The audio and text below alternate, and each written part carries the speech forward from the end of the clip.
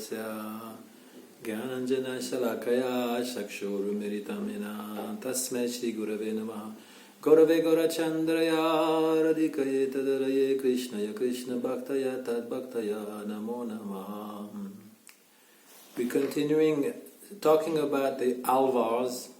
There were 12 alvars, and we spoke about the 4 first alvars, the meeting of them. Then today we're talking about Nammalvar. Nammalvar is the most important alvar, and he was born from parents who could not have any children.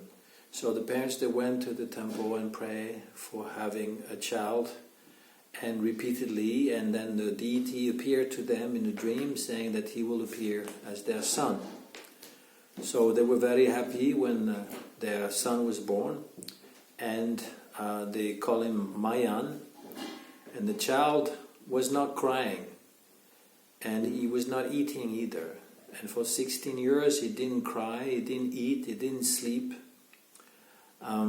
he didn't speak, and he was not an ordinary child. Actually, he took shelter of a tree, and he stayed there for 16 years in deep meditation.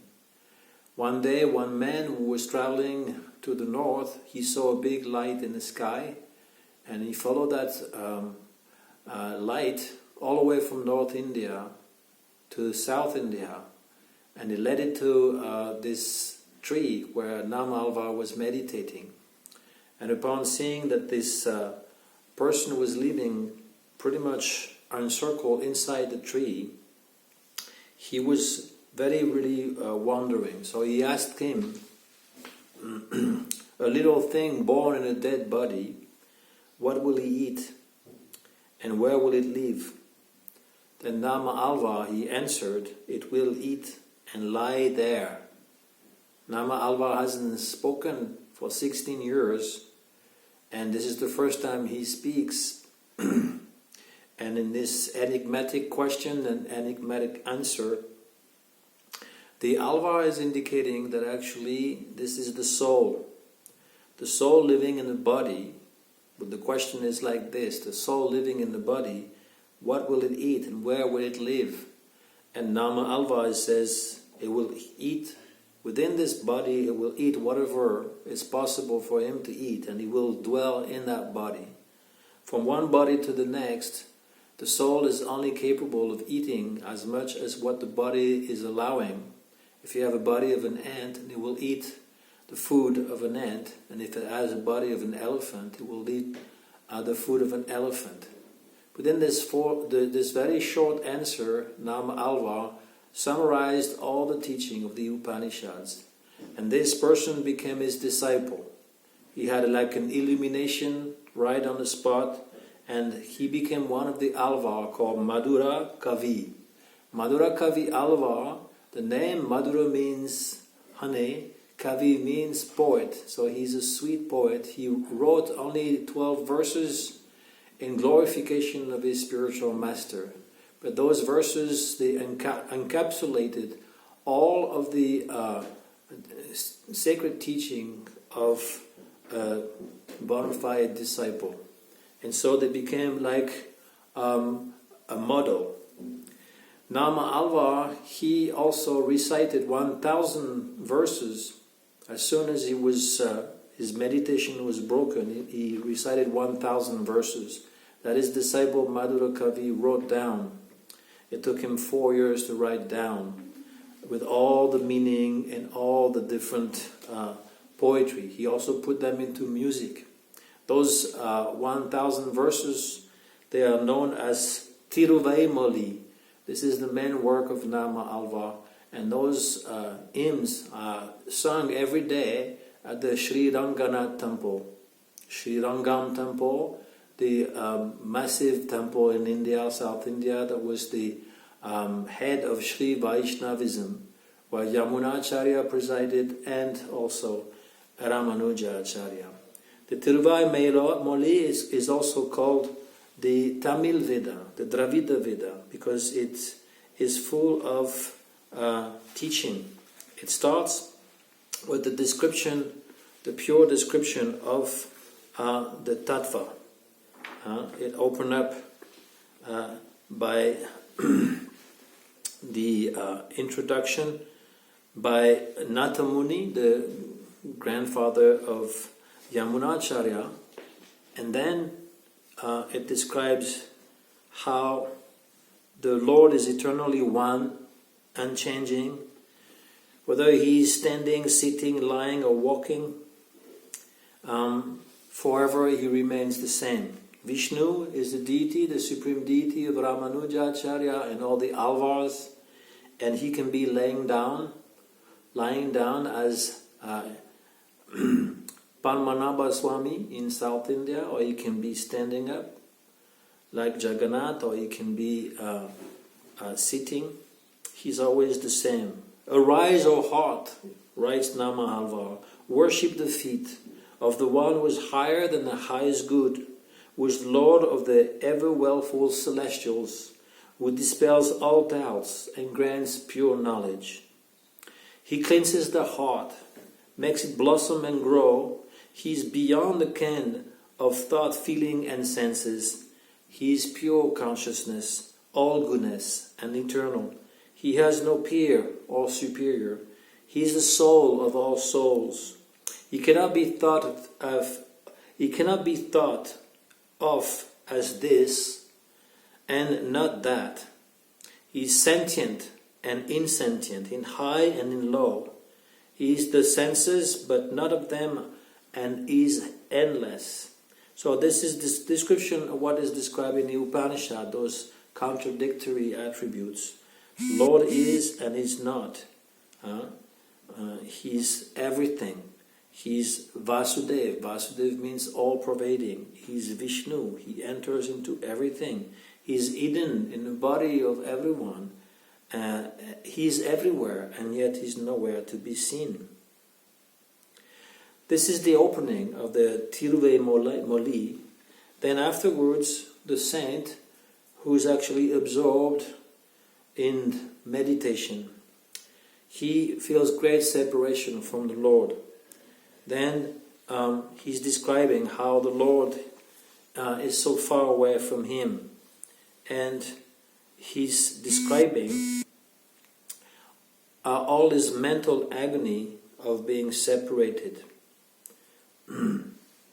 So in his separation, he is addressing the different birds and also all the different elements to send a message to his beloved. He's in the mood of a Naika, that is a heroine who is separated from his Nayaka, the hero, in the mood of the Gopi, separated from Krishna. So he is appealing through the media of the birds and objects of natures. The birds selected by him are to serve as emissaries: the stork, the cuckoo, the swan, the Chakravaka bird, the heron, the parrot, the bee.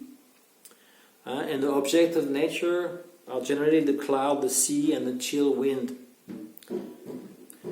And all this in very beautiful poetry.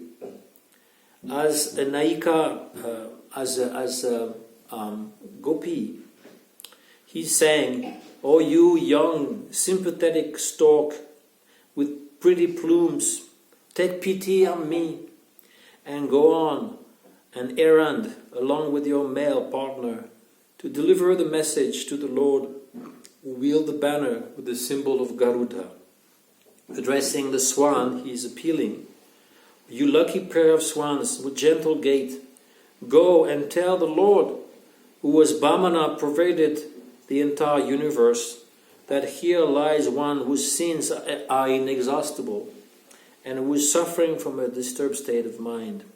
Looking at the heron, he begs, "You lovely heron, when you see Narayan, the sole sustainer of the 7 worlds, tell him that there is one who is shedding tears. Though he may be a sinner, he cannot be thrown away." Then he is appealing to the bee. You bee with lovely hoops, when you meet my gracious Lord, please inform him that he shall shower his grace on me before I lose my life, and request him to pass this way in a street someday, riding on his Garuda bird. I want to have a last glance of him. Here the poet Alvar is absorbed like in the mood of the Gopi, searching for Krishna. When Krishna disappeared from the rasa dance, they ask all the different trees, have you seen Krishna? They ask the birds, they ask the animals in the forest, have you seen my Krishna? And no one is answering. Also we see in the Vedic literature this Hansa Dutta. For example, Rupa Goswami has written Hansa Dutta, sending a message through the bird to the swan. Lalita is sending when Krishna is in Dwaraka. But in Vedic literature we already have this kind of description. For example, the great poet Kalidas has written Meghaduta. It is a Gandharva who is separated from his beloved and sending a message through the cloud, addressing a message to the cloud. Please send this message and tell her how I am, and tell her how much I care for her. And similarly, Vedanta Deshika, who appeared in the 14th century and is one of the Acharya of the Ramanuja Acharya, he has written also Hamsa Sandesh. It's the same thing, sending a message through the swan. So this Alvar, afflicted by grief, is also addressing object of nature like the ocean, and like the different, the cloud, the moon, the dark night. When he sees the bird crying, chirping on the tree, then he's hearing the cry of agony on account of separation. When he sees the roaring seas, then he's thinking this is a grief-stricken ocean that is complaining of not attaining God.